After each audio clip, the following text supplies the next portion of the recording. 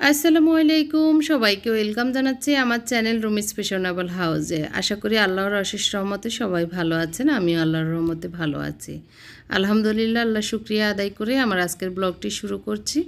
এটা হচ্ছে গত 2-3 দিন আগে আমার বোনের মেয়ে এসেছিল লামিয়া, ও একটা ভাইদের জন্য কেক বানিয়েছে, চকলেট কেক। সেটা দিয়েই শুরু করছি। তো সে কিভাবে করেছে একটুখানি শ্যুট করে রেখেছিলাম, সেটাই আপনাদের সাথে শেয়ার করছি। আশা করি শেষ পর্যন্ত দেখলে আপনাদের ভালো লাগবে। ও প্রথমে একটি চকলেট কেক বানিয়ে রেখেছিল, তখন আমি একটু বাইরে গিয়েছিলাম মুত্তাকির স্কুলে।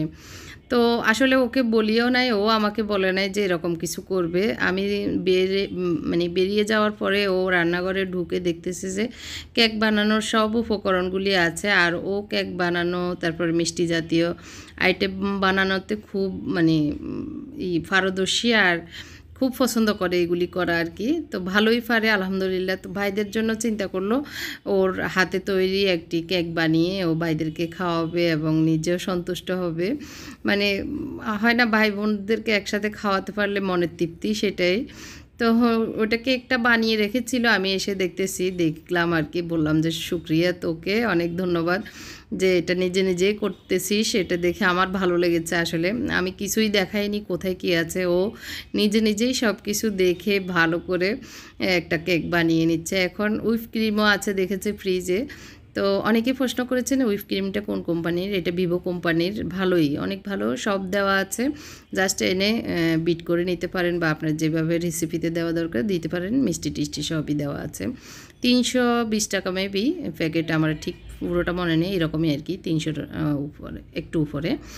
তো অনেক দিন চলে যায়, 1 কেজির উপরে। এই ক্রিমটা আপনারা চাইলে এটা নিতে পারেন, যে কোনো দোকানেই আশা করি পেয়ে যাবেন। তো ও বানিয়ে ক্রিমটাকে বিট করে কিছুক্ষণ ফ্রিজে রেখে আবার সেট করে আবার ফ্রিজে রেখে দিয়েছিল। এখন রাতের বেলা সবাই মিলে কাটছে কেক। আর ফাবলিহামনি আমাদের ছোট সবার, সে কারণে ওকে প্রায়োরিটি দেওয়া হয়েছে কেক কাটাতে। আর মামারা তো এনজয় করছে পাশে, এর কি কারো জন্মদিনও না, কিছুই না, জাস্ট লামিয়া ভাইদের জন্য কেক বানিয়েছে আর সবাই মিলে কেটে কুটে খাচ্ছে, এটাই। তো অনেক সুন্দর এই কেকটি হয়েছে, চকলেট কেক হওয়াতে ওদের অনেক পছন্দ হয়েছে। তবে ক্রিম ও চকলেট হলে বেশি ভালো হতো, ওরা বলতেছে আর কি। কিন্তু তারপরে যে কষ্ট করে লামিয়ে ওদের জন্য বানিয়েছে, এই জন্য ভাইয়েরা খুব খুশি আর কি। তো এইভাবে আসলে 2-3 দিন একটু আমাদের আনন্দেই কেটেছে। লামিয়া ছিল, পারিয়া এসেছিল, ফাবলিহামনি আমার কাছে কাছে ছিল।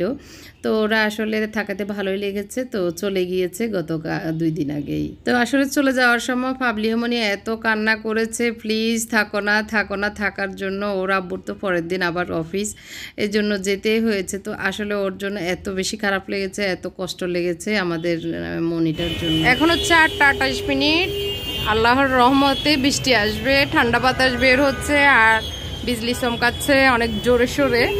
তো আল্লাহ যদি বৃষ্টি দেয় অনেক শান্তি পাবো। সারা দিন অনেক গরম গিয়েছে। তো এই যে অনেক মানুষ, তো আল্লাহকে বলতেছি, আল্লাহ একটু বৃষ্টি দাও, ঠান্ডা একটু, আল্লাহর নেয়ামত বৃষ্টি। এই বৃষ্টিটা আসলে শান্তি লাগবে আর কি। অনেক গরম পড়েছে আজকে, এই যে আকাশ ডাক দিচ্ছে।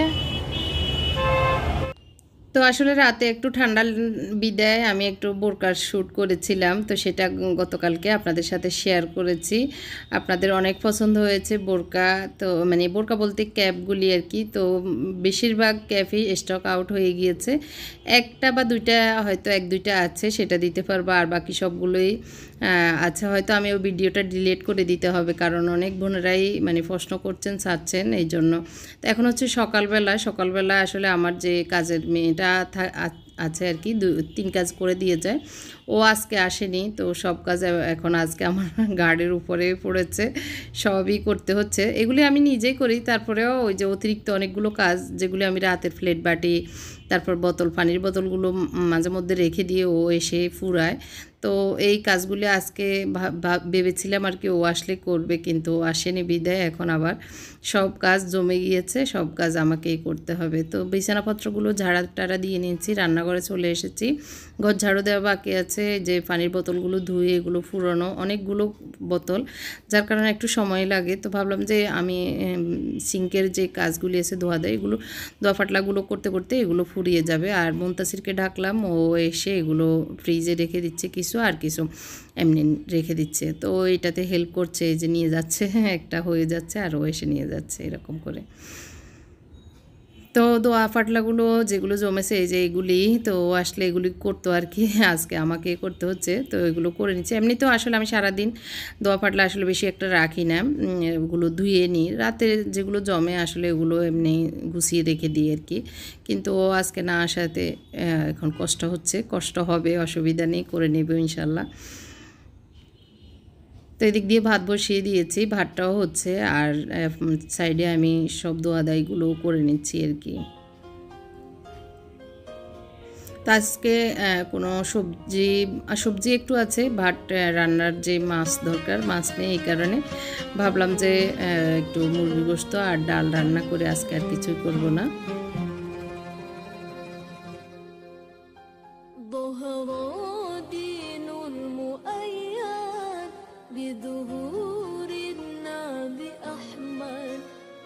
তো দোয়া ফাটলাগুলো করে আমি উফোট করে দিচ্ছি, আর প্লেট স্ট্যান্ডে প্লেটগুলো রেখে দিচ্ছি।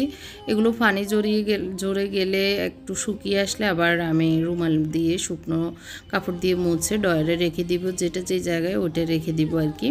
তো ভাত হয়ে এসেছে, আমি ভাতটা এখন মাঠ গালার জন্য দিয়ে দিচ্ছি। দিয়ে যে পেঁয়াজ ভিজিয়ে রেখেছি, পেঁয়াজ চিলে এগুলো কুটে মুরগির গোশত রান্না করব। আর দুইটা আলু নিয়েছি, আলু কুটে নেব। তো আগে ঘরটা যে ঝাড়ু দিয়ে নিয়ে চিন্তা করলাম তাহলে এই দিকটা কমপ্লিট হয়ে যাবে আর কি।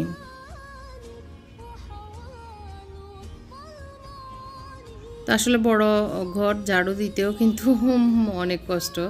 তো আমি তারপরও করে নিচ্ছি, অসুবিধা নেই। এমনি সারাদিনে আসলে বেশি একটা ময়লা হয় না, একবার বা দুইবার ঝাড়ু দিলেই হয়ে যায়। তো রান্নাঘরে যেহেতু দোয়া পাটলাগুলো করেছি, এই কারণে একটু পানি টানি পড়েছে, তো এর জন্য একটু মুছে নিচ্ছি। আর ইদানিং আমার রান্নাঘরে অনেকগুলো মাছি হয়েছে, এগুলো একটু করতে হবে, ওষুধ দিতে হবে। তো এগুলো ওষুধ দিব, অথবা আমার হাজব্যান্ডকে বললাম একটা ওই যে কারেন্টের যে ব্যাডমিন্টন টাইপের ইয়েগুলি আছে, এগুলি একটি নিয়ে আসতে, তাহলে হয়তো এগুলো মারা যাবে আর কি। আপনাদের কাছে কোনো টিপস থাকলে মানে আমাকে কমেন্ট করে জানাবেন, মাছি মারার টিপস থাকলে। তা এখন হচ্ছে উনি যেহেতু বুয়া আসে নাই দেখেছে, তো ইন্টারকমে দারোয়ানকে বলেছে পরোটা ঢাল ভাজি নিয়ে আসতে। তো আমাকে আর নাস্তা বানাতে হয়নি, তো আজকে রেডিমেড নাস্তা খাচ্ছি। আর চা বানিয়ে নিয়েছি, পরোটা দিয়ে একটু ভিজে খাবো। তো উনি খেয়ে নিয়েছে, আমি চাটা বানিয়ে আনতে আনতে এখন আমি খেয়ে চা দিয়ে একটু খাবো, উনিও খাবে এই আর কি। আজকে সকালের কোনো ভালো কিছু হয়নি, এটাই ছিল। তো কিছু প্রোডাক্ট এনেছি নতুন, আমার পেজে নতুন কিছু অ্যাড করছি, সেটা ইনশাল্লাহ সামনের কোনো এক ভিডিওতে দেখাবো। এইগুলো আরও কিছু কার্টুন সামনের রুম আছে, সেগুলোতে অনেকগুলো নতুন আইটেম এনেছি, সেগুলি আর কি। তো আমি চপারেই মানে পেঁয়াজগুলো চপ করে নিব। তো আগে চিলে তো নিতে হবে, সেই কারণে চিলে এগুলোকে প্রথমে অর্ধেক করে নিচ্ছি। অর্ধেক করে নিলে খুব সুবিধা হয়, আর ভিজিয়ে রাখলে চামড়া ছিলতে খুব সহজ হয়ে যায়। ছোটো পেঁয়াজ আসলে ছিলতে কষ্ট, তো আমরা যদি এভাবে একটু ম্যানেজ করে করি তখন আর বেশি কষ্ট হয় না। এই যে আমি একটু ছিলে ধুয়ে নিয়েছি, এখন বাকি এক দুইটা আছে, এগুলো একটু দেখিয়ে দিচ্ছি। আর এভাবে বড় বড় টুকরো করে আমি দিয়ে দিচ্ছি 3 কোষ। আমি দিয়েছি রসুন, একসাথে আজকে ব্লেন্ড করে নেব, আদা দিয়ে দিব। আর পেঁয়াজ আমি এই যে মুরগি দেখতেছেন ওই মুরগির পরিমাপে নিয়েছি, 2টা আলু দিয়ে নিয়েছি, এক টুকরো আদা দিয়ে দিচ্ছি, দিয়ে এগুলোকে একসাথে চপ করে নেব।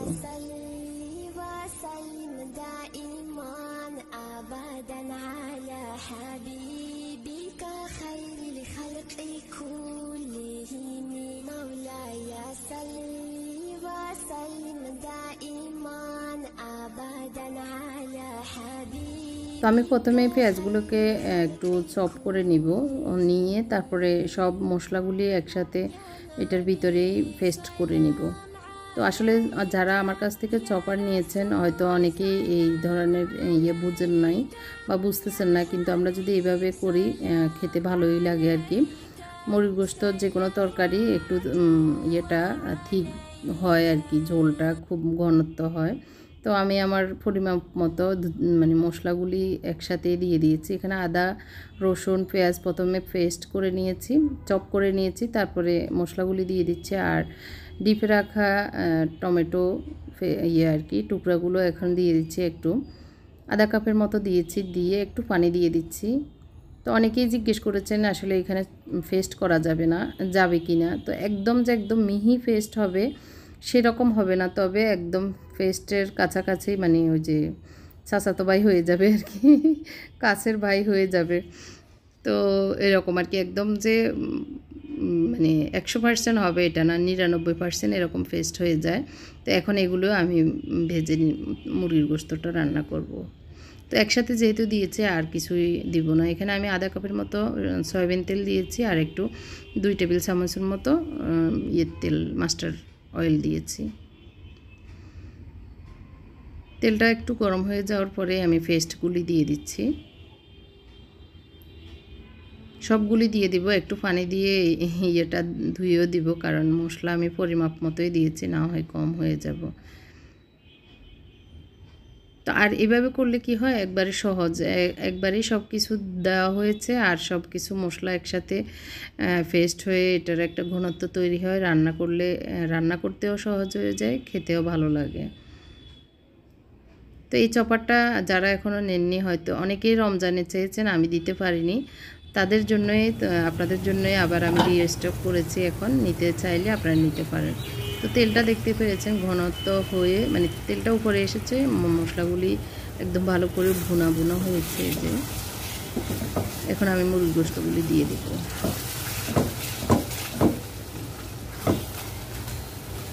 একদম কম আগুনে অনেকক্ষণ আমি এগুলি কষিয়ে নিয়েছি।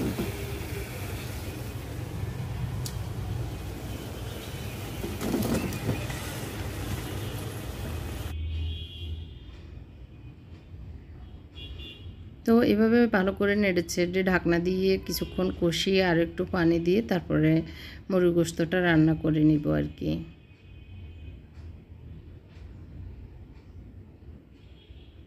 এখন আর বেশি একটা কাজ নেই, আমি গোসল করব, নামাজ পড়ব, এটাই কাজ। কালকে রাত্রে আসলে কোনো বৃষ্টি হয়নি, শুধু ডাক ফাঁক দিয়েছে আকাশ। এখন হচ্ছে সকাল 11টা বাজে, এখন আলহামদুলিল্লাহ বৃষ্টি হচ্ছে, গুড়ি গুড়ি আমার গায়েও বৃষ্টি আসতেছে। এই যে বৃষ্টির ফোঁটা, চিকন চিকন ফোঁটা আসতেছে, ভালোই লাগতেছে এখানে বসে, ঠান্ডা ঠান্ডা বাতাস খাচ্ছি। তো রান্নাবান্না শেষ করলাম, সব কাজ শেষ। এখন আল্লাহ দেওয়া নেয়ামত বৃষ্টি উপভোগ করছি আলহামদুলিল্লাহ। আপনারা সবাই আমার বারান্দা পছন্দ করেন, আমার গাছগুলি পছন্দ করেন, সেজন্য সবাইকে অনেক অনেক ধন্যবাদ, অনেক অনেক শুক্রিয়া। আমার গাছে ফুল ফুটেছে, আজকে 8টার ফুলে একটাও ফুটেনি, অনেকগুলি কলে এসেছে যে, তো হয়তো 2 দিনের ভিতরে ফুল আসবে। আর স্পাইডার প্লান্টের যে ফুলটা, এটাও ঝরে গেছে, নতুন করে একটা এই যে স্পাইডারের আসতেছে, এগুলো আবার লাগানো যাবে। আর এটা ঘুরিয়ে ঘুরিয়ে সুন্দর একটা ফেস হবে অনেক। এটা কিন্তু তাজা হয়ে সুন্দর হয়ে যাচ্ছে, এটা কিন্তু এত সুন্দর ছিল না, এখন সুন্দর হচ্ছে। তো আমি সব সময় চেষ্টা করি ভাতের চাউল ধোয়া পানি, মানে ভাত ধোয়া পানি, ডাল ধোয়া পানি দেওয়ার। এটা সবসময় না পারলে মাঝে মধ্যে দিলে কিন্তু উপকার হয় গাছে। তো এই দিক দিয়ে আমি একটু এডিট করেছি, গোসল টোসল করে এখন খেতে এসেছি। আমি খাবো, ওরা আর একটু পরে খাবে, নাস্তার দেরিতে করেছে। তো আজকের ব্লগটি এই পর্যন্তই ছিল। আপনাদের কাছে কেমন লেগেছে কমেন্ট করে জানাবেন। আপনাদের কমেন্ট ফেলেই, আপনাদের সুন্দর সুন্দর আন্তরিকতার কমেন্টগুলি আমার অনেক বেশি কাজে উৎসাহিত করে, উৎসাহ পাই। তো সবাই ভালো থাকবেন, আল্লাহ সবাইকে ভালো রাখুক এই দোয়া করি। আমার জন্য দোয়া করবেন, আল্লাহ পাক যেন সবাইকে সুখে শান্তিতে, সবার আশা পূর্ণ করে সুখে শান্তিতেই রাখেন, এই দোয়া করি। আর আমি ভাতটাও খেয়ে নিই। আল্লাহ হাফেজ, আসসালামু আলাইকুম।